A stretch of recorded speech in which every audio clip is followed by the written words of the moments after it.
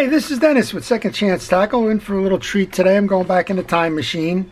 I picked this one up for just a few dollars at a local tag sale. It's a beautiful old reel from the 1950s. It's a Langley Lurecast reel. Seems to be working, a little bit sluggish, a bit of dirty. And we're going to take this apart. I'm going to show you how it's made, how to service it, and how to keep it going again. Now, interestingly enough, Langley was an aluminum fabricator.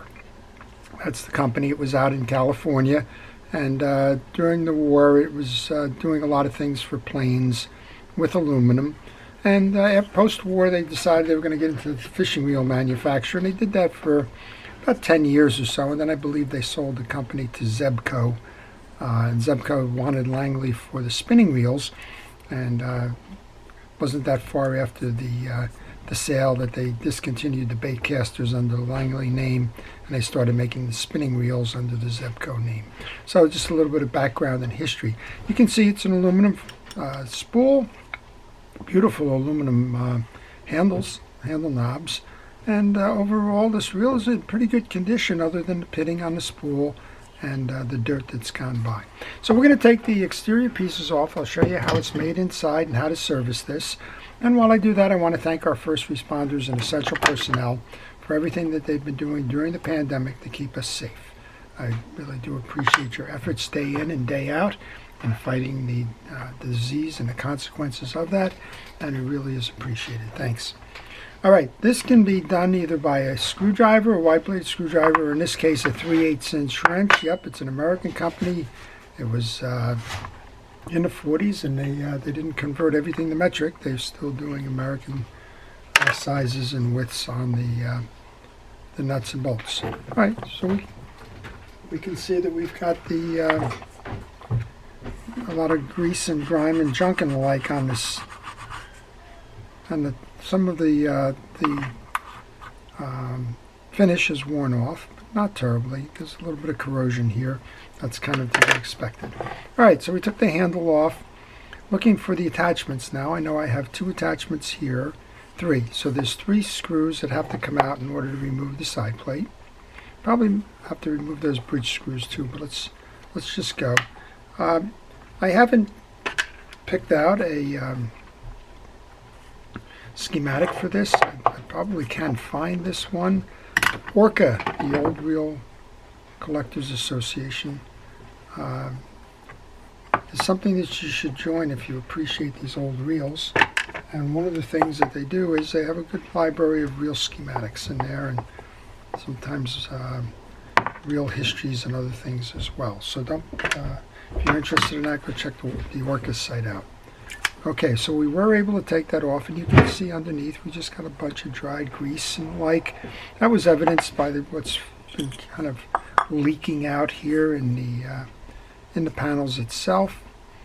And let's just see what we got. I'm going to take the side plate off of this because I want to do a good cleaning on this. Yeah, it's just my reel and I didn't pay a lot for it, but you know, if you're going to the trouble of doing the servicing, you might as well go to the trouble of cleaning all of the pieces and parts at the same time.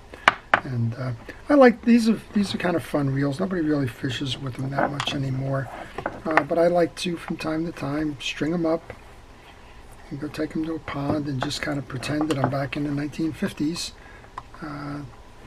fishing this one. This was a nice unit for the time. All right, let's see if we can't remove that. That'll make it a lot easier for me to clean this off. I'm going to try a rod and reel cleaner first, pen rod and reel cleaner. Kitchen scrubby, that usually does the trick. And you can see it's pretty much cleaning that up right away. I'll do the same on the outside.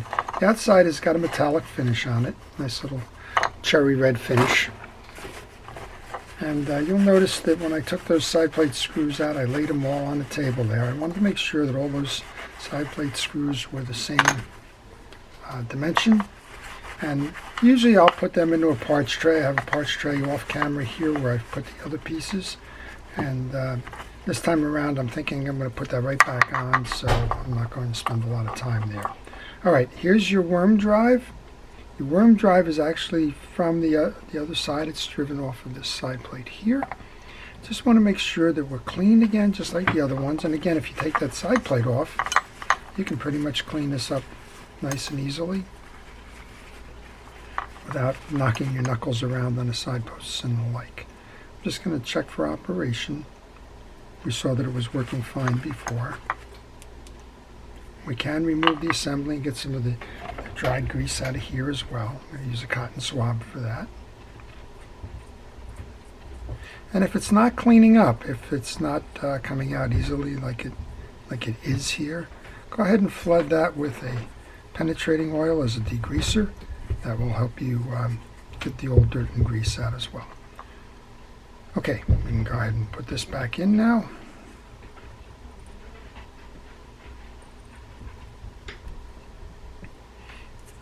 Just like that.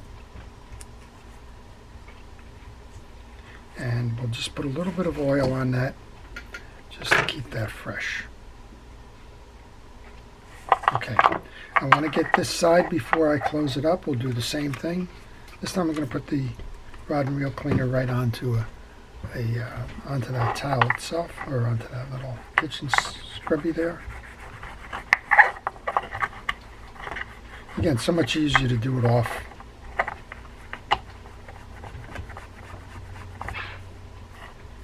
And clean the cross posts as well. One of the things about brushed aluminum is it does clean off nicely.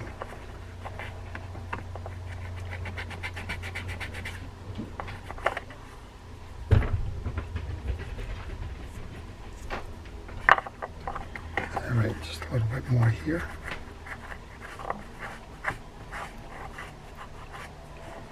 Okay, so we're pretty clean on this. Cleaned up nicely. No evidence really of any terrible conditions sitting in this thing, like salt boat rash or the like. And this one now we're going to load in here, just like this. Make sure that the tag from that line guide is in there, and then we can take that back side, go ahead and line those up.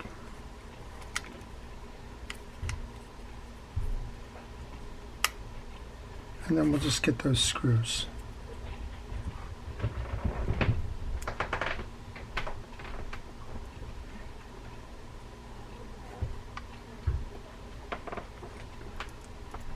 So there's two long screws which go in the cross posts. I neglected to tell you as I set them out. I make sure I know where these come from. There's two long screws, they go into the cross post, and there's two shorter screws that go into the reel seat. I started saying that and then I get distracted, I guess. So you want to pay attention. If you're trying to put these long ones into the reel seat, you would risk stripping them out or having other problems with them. Right now I'm just kind of twirling that. So if you like these kinds of videos, I'm going to ask you to subscribe. I post all kinds of reels. This is the first one I've done in a while of a classic or a vintage reel, but I do vintage, I do current day stock, I do everything in between. I do bait casters, spinning reels, saltwater reels. I do a lot of saltwater reels just because of where I'm located, but I do anything that walks into the shop. And in this case, a lot of stuff gets mailed now because I do fishing reel repair by mail.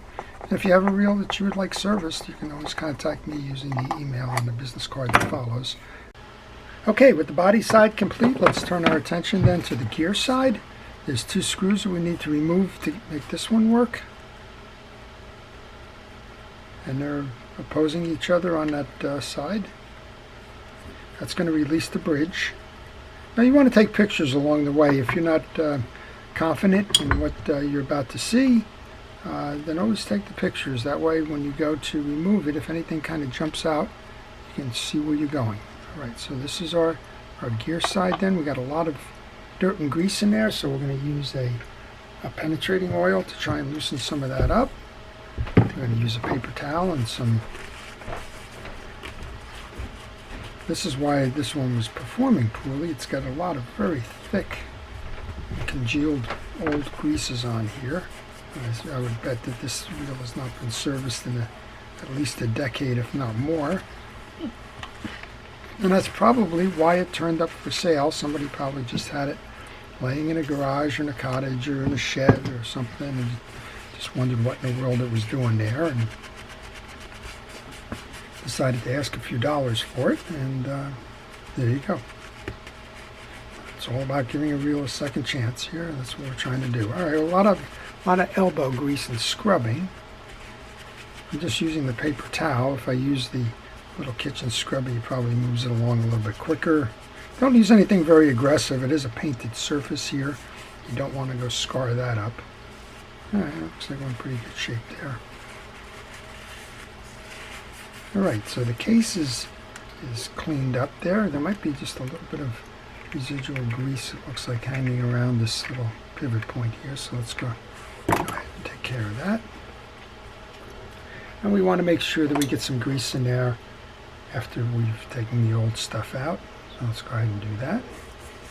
All right, this is just a bridge with 2 gears on it. So let's just remove the sleeve, because again, you're going to find a lot of dirty grease, and that's #1 cause for poor performance right there.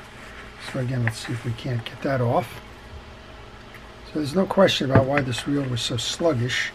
It just had some old grease, hasn't been maintained, dried up, and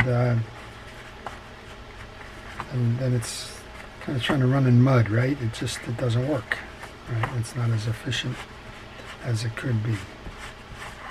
And again, I'm just using the paper towel. If you want to use a blade of a screwdriver to knock some of that off.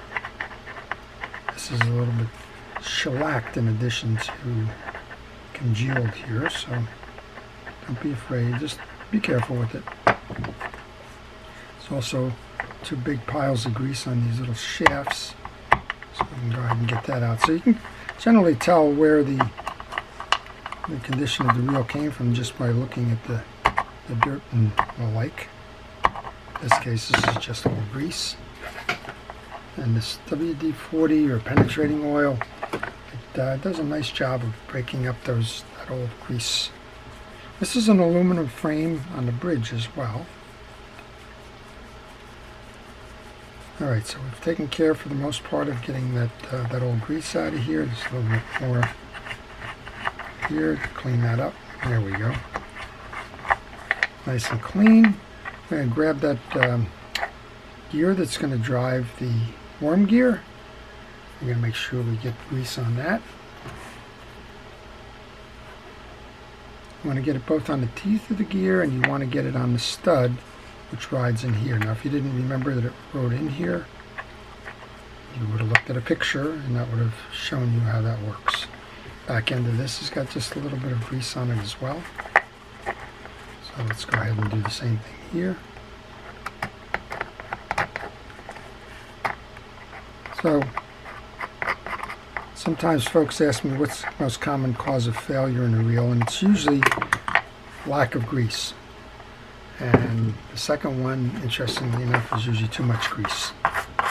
The mechanical parts, of course, if they're failing, there are weaknesses within certain brands or makes or models. That's independent of it. But if somebody's got poor performance in a reel, the #1 culprit generally is the grease is all dried out, particularly on vintage reels, and sometimes is just overloaded with grease and the thing can't move in its track. All right, so we've just reloaded this now. We should be able to spin both gears now easily, which we are. And now we can just reload this back into the case. If you took your pictures, you remember which way this goes. Those 2 were up top, just like that. Now we'll come back to this side and put the screws in. So a nice engineered reel. This one wasn't performing well because of all the dirt and grease and grime, but that's gone now. I did notice there is a broken stud for one of the screws on the side plate, so it'll probably have to be where this lives without that top screw there. But I don't know why it sheared off, but it did. And somebody probably over tightened it. course, this reel hasn't been serviced in so long, it'd be kind of hard to pinpoint who that person was, or even if that's what the case was. Alright, so we've got that. I'm just going to mop up some of this grease in that because there is dirt in that on there and you don't want that going to your next project. Give it a spin quickly. Yep, it's spinning nicely. Let's go over to that spool for a moment. There is some, as I mentioned, a little bit of rash or corrosion on the spool, so I'll do my best. I'm using a very lightweight steel wool. It's the 4/0 steel wool. That's more for polishing than it is for trying to remove paint and grease and things like that you would normally use a steel wool for. Now we have our spool gear, so let's get grease on that and get a little bit on the back where it goes into the case. So we're ready to reassemble. This is the one that had the broken stud on it, so that's unfortunate, but we should be able to drive this reel with the two pieces. We're going to go ahead and line this up now. There we go. Alright, so let's just put the two screws that we know can go in. Those are the bottom screws.